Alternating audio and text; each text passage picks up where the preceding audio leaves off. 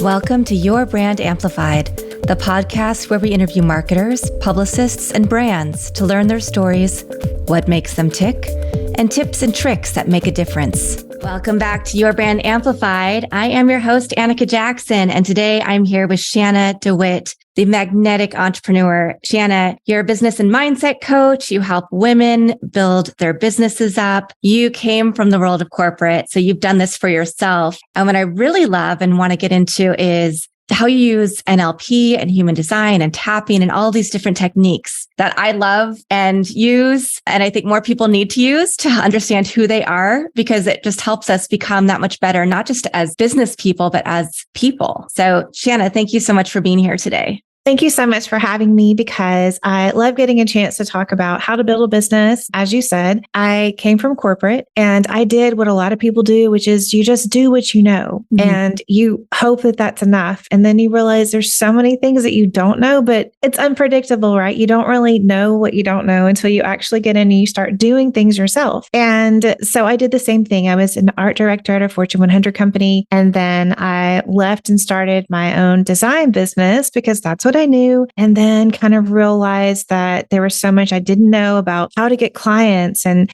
how to set up systems and processes that were really going to support me and the way that I would be able to work best and serve people and have that work-life balance. Because I think it's really common for entrepreneurs to think, I'm going to have so much freedom and flexibility. And then you're like, no, I work all the time and I'm scared as crap that there's not going to be another client. And it can be just a really stressful situation, right? And I'm really thankful for that entire journey, because it led me to figuring out what to do to solve these problems. And I realized that I wasn't the only person that felt this way, because at the time I didn't have any entrepreneurial friends. I didn't have any Facebook group. I had nobody. And I thought, it must just be me. Like, I'm making it hard, it's maybe I'm not meant for this. Like, I really don't know, but I'm going to figure it out. And something in the back of my head was like, you know what? This isn't just for me, because when I figure this out, I'm going to tell other people. This shouldn't be a secret, and it really shouldn't be this hard. And hindsight, of course, is always 20/20, but I can really see how that led me on the path that I am today, because I wanted to figure it out. And I knew that,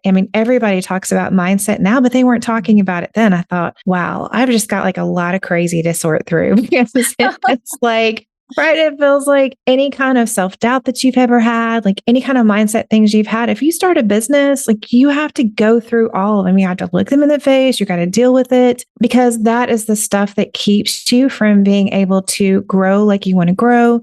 It's what makes it so hard. It's being able to, what people call getting out of your own way. That's it. Like, that's what they're talking about. And so I have learned so much about human design, which has just been, groundbreaking for me. But learned so much about human design, learned so much about NLP. So you mentioned those two. Those are two tools that I like to use, because I think that the real secret is building a business around you. But what happens is when we start off and we're excited and we're doing what we know, and then we're trying to figure out, wait a minute, what do I actually have to do to work? Well, we do the same thing. We copy what other people are doing, and we're, staying up all night Googling how to get clients and learning marketing vocabulary and learning all of these things. But some of us take that and run with it and make it our own. Others of us get stuck trying to make the same thing work over and over again. And instead of thinking, okay, maybe I just need some more help, or maybe I need to try something different, we think, well, this is all about me. I can't do it right. This person does it right. I don't do it right. Everything about me is wrong. Do you know what I mean? Yeah. It's a terrible place to be in, right? That feeling of just dumping on yourself because you can't make what worked for somebody else work. But in a logical sense, we don't think we're all going to fit the same pair of jeans. Right. No, we don't think Exactly. that. And so this whole entire journey and learning all of these things is really going back to, how can I help my clients? Because even though I started a design business, I do coaching now. As you mentioned, I'm a business coach, and everything I do is to help my clients get consistent clients. And it's what I call a signature marketing system. And the way that we start that process is by figuring out who you are, what works best for you, what's your best strategy, what is your time capacity, what is your energy, because one gene is not going to fit everybody. And so it's crazy for us to think that it should. It's great that you can buy courses and learn about what somebody else did, because there's a lot of information to be learned by just getting out there and trying new things. But when we're constantly trying new things, then it puts off our success. Yes, it gets tiring. And then you get so caught up in the tools and other people's stories of success and how they did it, their formulas, that we forget, to your point, what's going to work best for us, who we are, and meet us where we are. So I think, and I'd heard about human design. I hadn't really used it. And I downloaded an app and I was like, this makes so much sense. But for those who are listening, who don't know what human design is, who don't know what neuro-linguistic programming is, can you share a little bit more about those concepts, how you discovered them, and then how you use them now? Yes, I love talking about human design. And honestly, it was something that I hadn't heard of until about 3 years ago. And kind of like you, I was like, what is this? I'm really interested. I'm intrigued, right? But felt really overwhelmed. Like it seemed kind of hard to digest it. And that's really one of the beauties of human design. So human design is a tool that you can use that is based off of your birth date. So where you were born, your time, and the place of your birth. And it mixes in a lot of different things. So the I Ching, the chakra system, astrology, it puts all of these different things together to give you a look at who you are. And the basics is that it assigns you one of 5 different human design types. And then after you learn what type you are, so this is kind of the general thing. Like if you were to look up, I'm a Taurus, if I was going to read things about a Taurus, or, it's kind of this general information. And then it starts to get more specific. So in a basic reading, you can hear about your type, your strategy. Now, your strategy is really awesome because it tells you how to best navigate the world. And then you have your authority, and that's how you make decisions. So that's really important when you're building a business, right? Because you've got a lot of decisions to make and it can be hard, especially when all the mindset stuff starts kicking in, like maybe you don't know and maybe you're not good enough and you need to know more and those kind of things. So what I love about human design is it can give me a lot of information right off the bat about my clients, because as I said, we're creating your signature marketing system. So we could do a lot of things, we can try a lot of things, or we can kind of skip some of that stuff and we can get more to it by knowing what is your particular type. So I'll give you an example. My type is a projector, and projectors are considered like the wise guides. And we have a very low amount of energy. And that just means internal. If you kind of think about it like extroverted people and introverted people, we've all kind of heard extroverted people get a lot of energy by being around other people. Introverted people have to recoup their energy by being alone. It's kind of a similar thing because as a projector, I have energy, but it's in short bursts. I need longer cycles of re-energizing myself, right? So there's certain types of business models that are not going to work for me. And that would be somebody who's working 10 or 15 hours a day. Like that's not going to work for me. I'm going to burn out like instantly. I'm going to combust.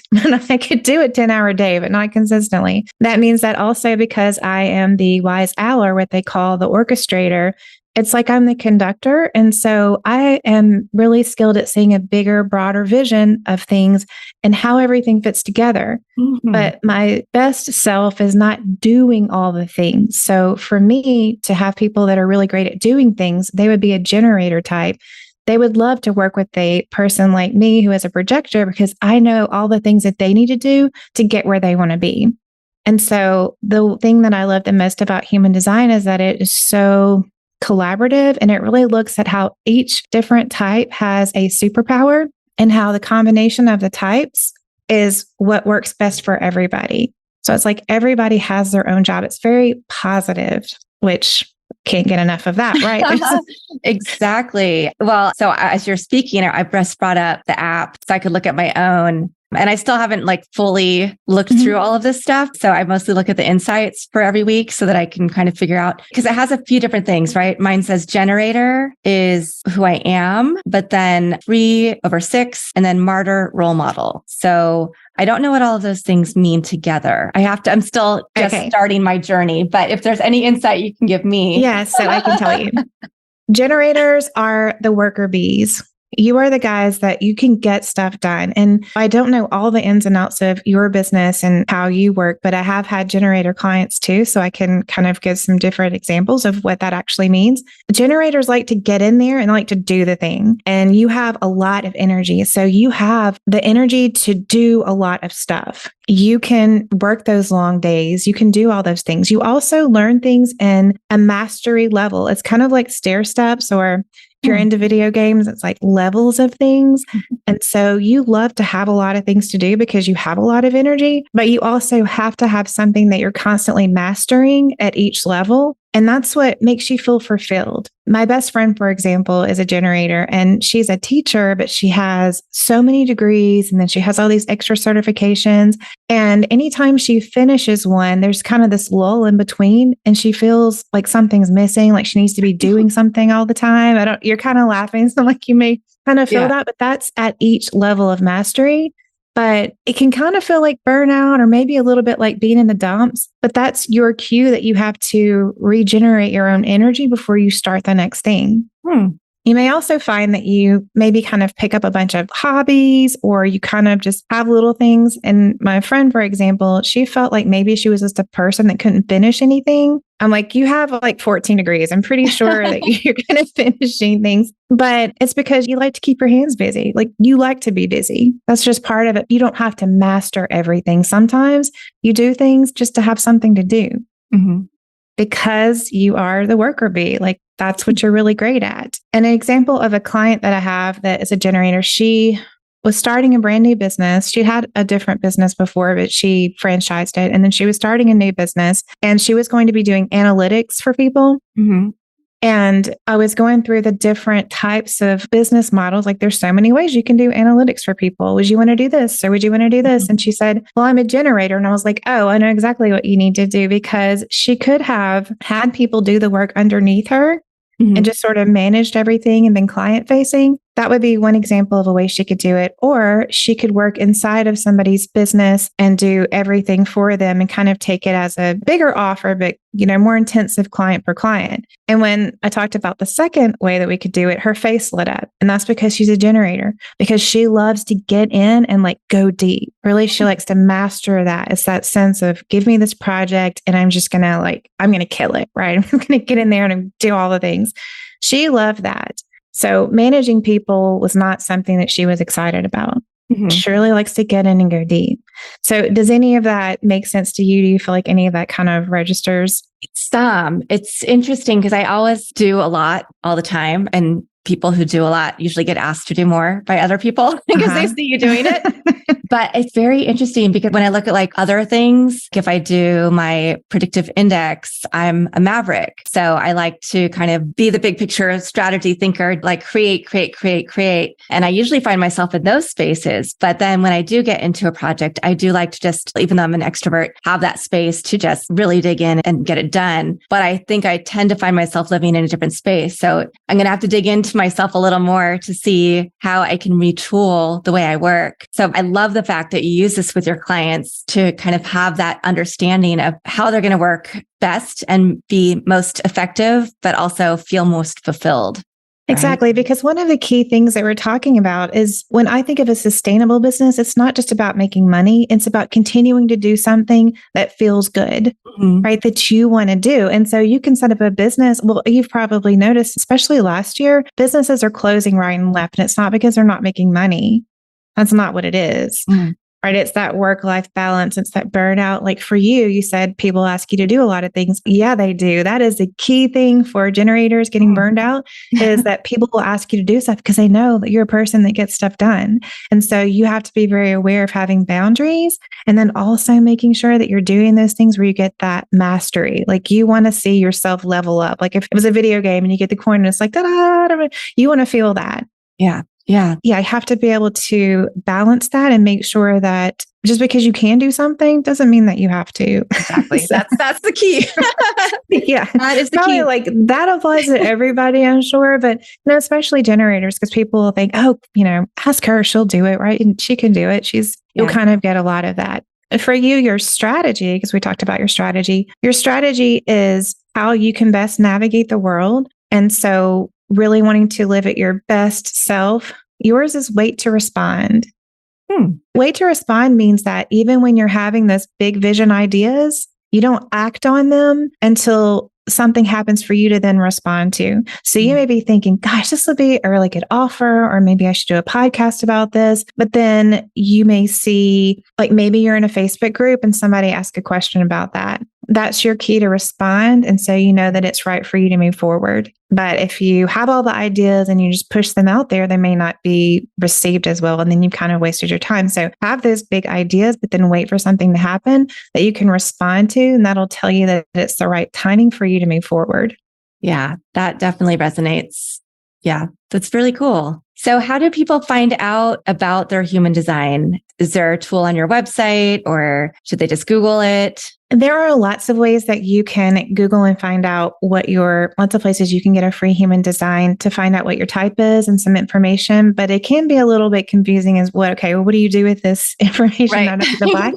So actually, if you go to my website at shanadewitt.com, I have a link for a free call. It's called a human design strategy call. It's 30 minutes. There's a little questionnaire when you sign up for the call. So I'll get your information. I'll run your chart. We'll talk about what your type is and what strategy is best to apply it to your business. So we'll kind of talk about your business and go through some examples of how you can use your strategy, because human design is an experiment, meaning that we all want to look at our strategy and see how we can start tweaking our life. And that's basically what it is. It's the little tweaks, like, how can I apply my strategy? And I think a really good way to do that is kind of look at how it's worked for you or not, when you've used your strategy, how it's worked in the past, and then start applying it purposely and intently as you're going forward to see how you can ease up some of these decisions that you're making, some of the things that are not feeling right for you in your life. Those are really great ways to use human design. And then your other question was NLP, what is that? What are we doing with that? So that's really more about mindset. So the human design helps me fast track my clients' success to getting that signature marketing system, because we can quickly say, this is for you, this is not for you. Mm-hmm. The other thing that I really love about it is it makes people feel so seen and heard. So a lot of the things that they're doing because they feel like they should do it, they can let go of all that. Mm-hmm. So letting go of a lot of the things that they've been feeling bad about, like, I don't know why I work this way. I really should be doing it this other way. Like, we get all that out of the way. And then NLP is neuro-linguistic programming, and it is what they call the language of the mind. But what we do, the way that I like to use it the most, so some of it is within coaching, kind of asking questions in a specific way and some things like that.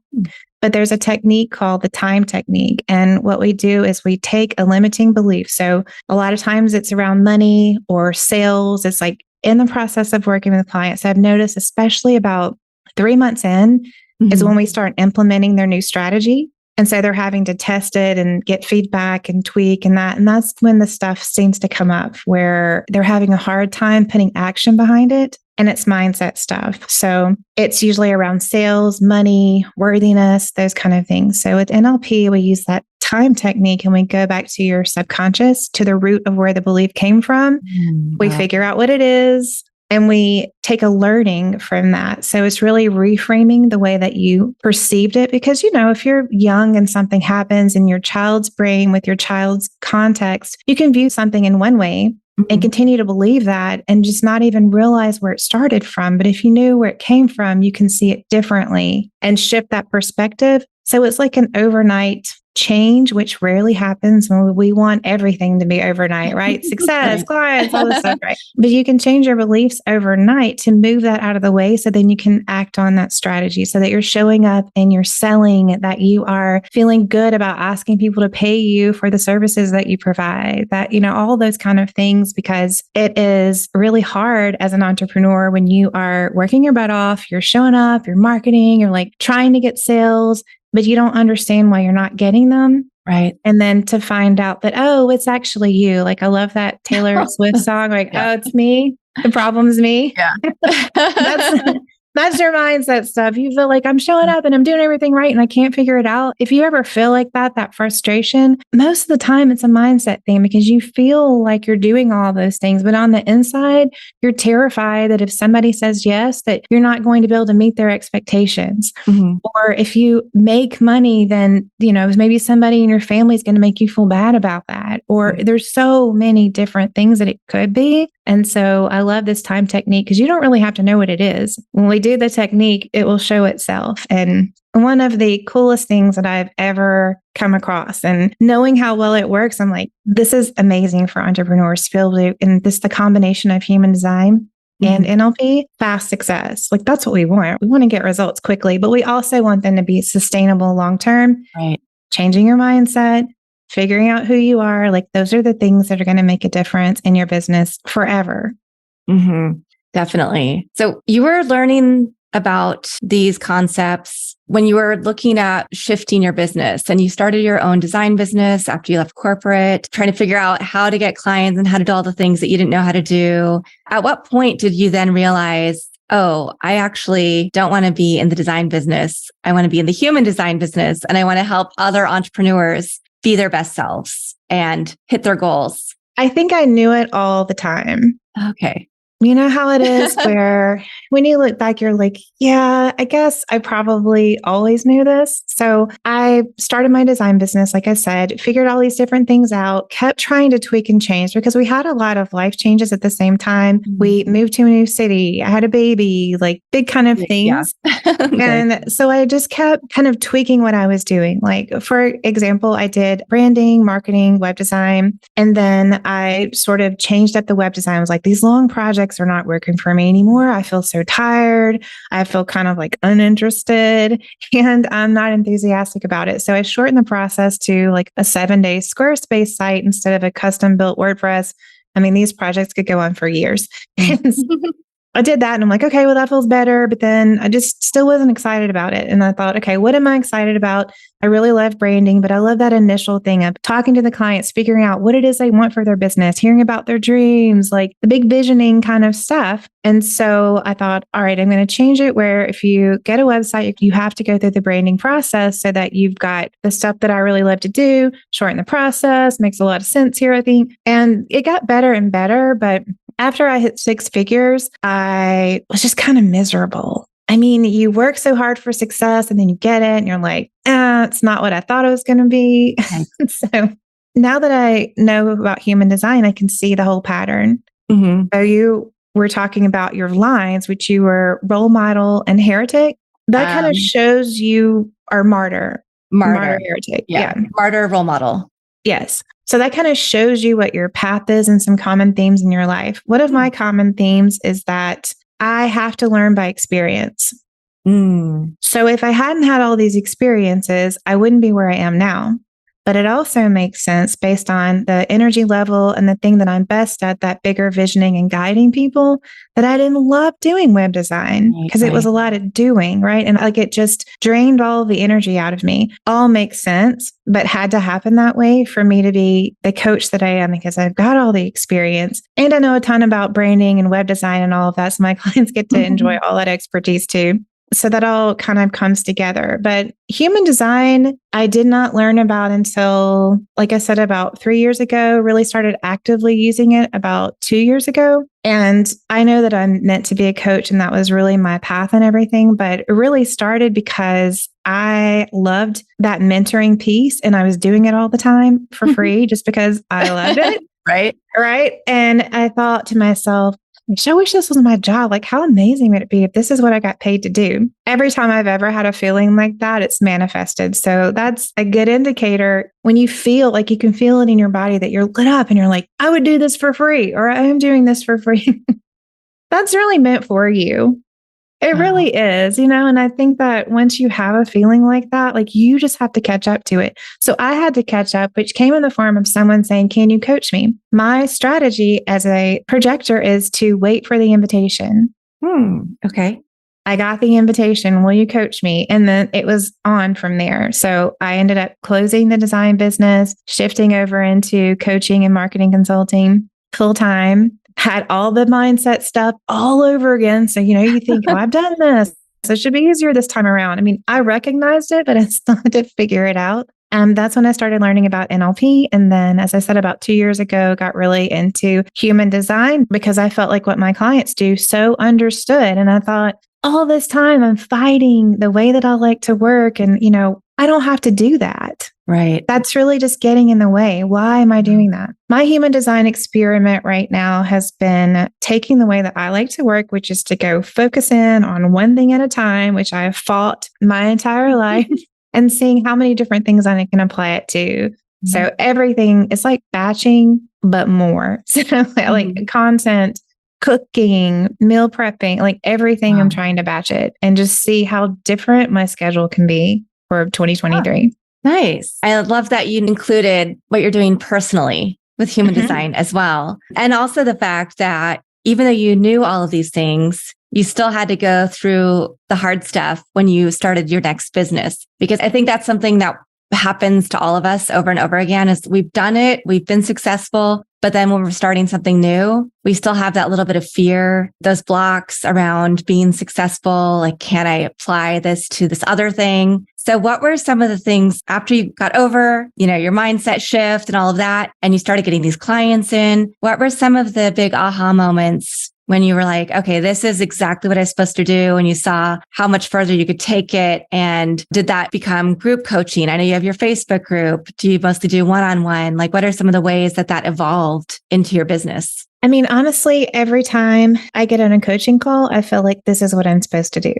Nice. It feels good every single time. Even those hard calls where we're really having to go deep and work on hard stuff. I mean, I know that that's what I'm supposed to do. And I feel really good every time, right? It's like crazy when you think that. I don't know. I feel very privileged to be able to do something that I love that much, because I know that not everybody does. And I definitely think that we all can have something that we feel that passionate about, that we feel that good about, whether, I don't think you have to get paid for it, but we can all have something like that. So I think, I feel that way every single time. And then just seeing how my clients are getting such big breakthroughs. I know a lot of times it's kind of hard to understand what business coaching is if you haven't had a business coach. And I definitely think that it varies a little, it varies from client to client. I mean, of course, because we're creating a strategy that's specific for you, but it is kind of like therapy.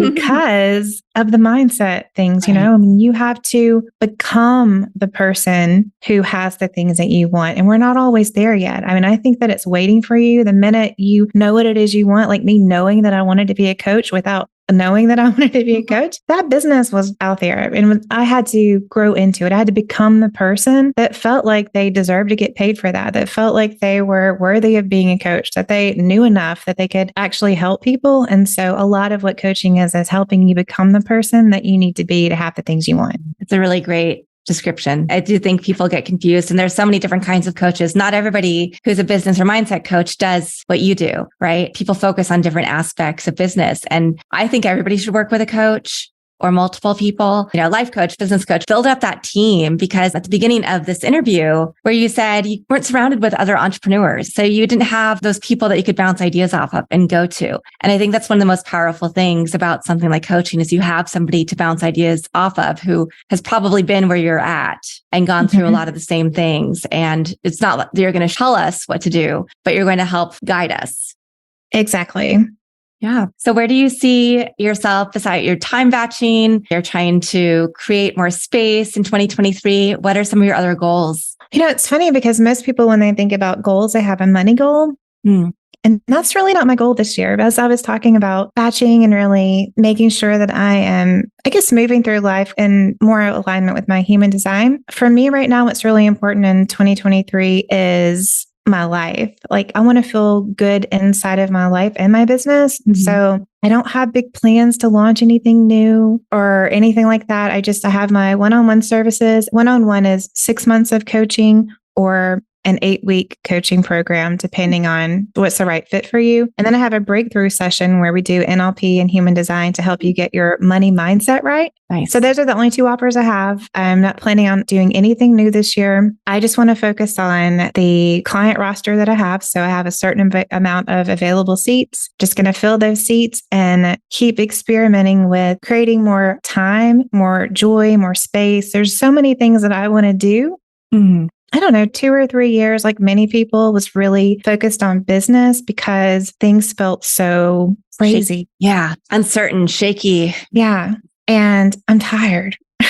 Yeah, I get it. I mean, I'm tired. I'm tired. I mean, I have to say, maybe this is not always the best thing, but my priority, business has been a top priority. And it's not that it doesn't matter to me. I mean, I love what I do, so it's very important to me, but time and joy are more of my priority this year. Yeah. I love that. So I'm keeping it simple. It's overall, I'm just going to keep it simple. I put my podcast on hold. Like, I'm really just kind of streamlining things back and kind of experimenting with how much less can I do and get the same result. And I would think you can probably do a lot. I listened to the book, Do Less by Kate Northrup. Yeah. I have And that one too. Yeah, it talks about moving with your cycles and paying attention to what your body needs and how if you work with that, it's like human design, right? If you work with where you're at, you're going to get a lot more done in the long run. And it doesn't mean you have to do more. You can actually do less, but get better results. And so I think I am trying to get there. I'm not quite there yet because I'm doing a lot of rebuilding for the first quarter of this year, but it's really exciting to hear. And I love it when women can step into their power and say, yes, I have this business success, but I also know that here's what will make me happy and here's where I want to be. And I think that's one of the most powerful things that you as a coach can bring into your coaching as well. Because again, it's not just about the money. It's also about how we design our lives and that balance. So, yes, and really I think it's almost like a radical thing to say, I'm going to do less. Yeah. Now, don't get me wrong. I'm not like, I'm going to work, 10 hours a month and have a, 6-figure business. No, that's not going to work. I mean, maybe it works for somebody. It's not going to work for me. But just to say no, I'm not going to hustle. I'm not going to launch something new. I'm not trying to make $1 million this year. I'm really not. I mean, that's all great, but right now I don't feel like, I would love $1 million, but I don't need to make $1 million. What I need to do is hike more. And there's so many, I love to learn things. I want to study more about human design. I want to do a lot of like a whole list of stuff that I want to do.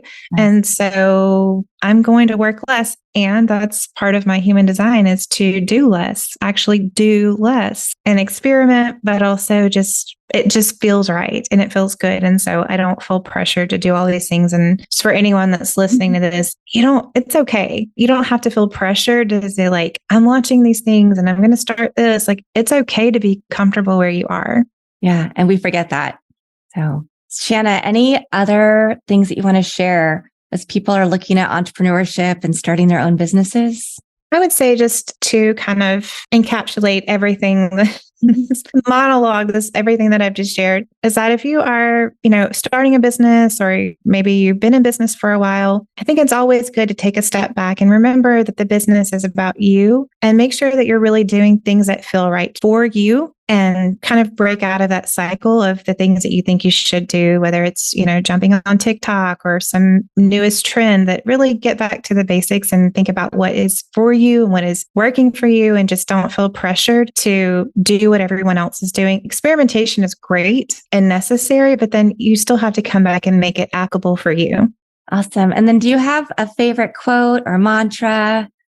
Oh, well, every day when I wake up, the first thing I do is say my prayers, and then I say an I am statement. So it's kind of like a mantra. At least one, but usually it's like 3 or 4. And they're just really simple. And it's kind of whatever I'm thinking about this week. Like, I'm a wonderful mother. I'm a 6-figure business owner. There's something really powerful about the words I am. And also because I learned that because of my human design chart where I have a definition in my heart chakra, it's especially powerful for me. But I am as I am that I am, like the creation kind of I am what I am. So that's kind of my daily mantra, but it changes.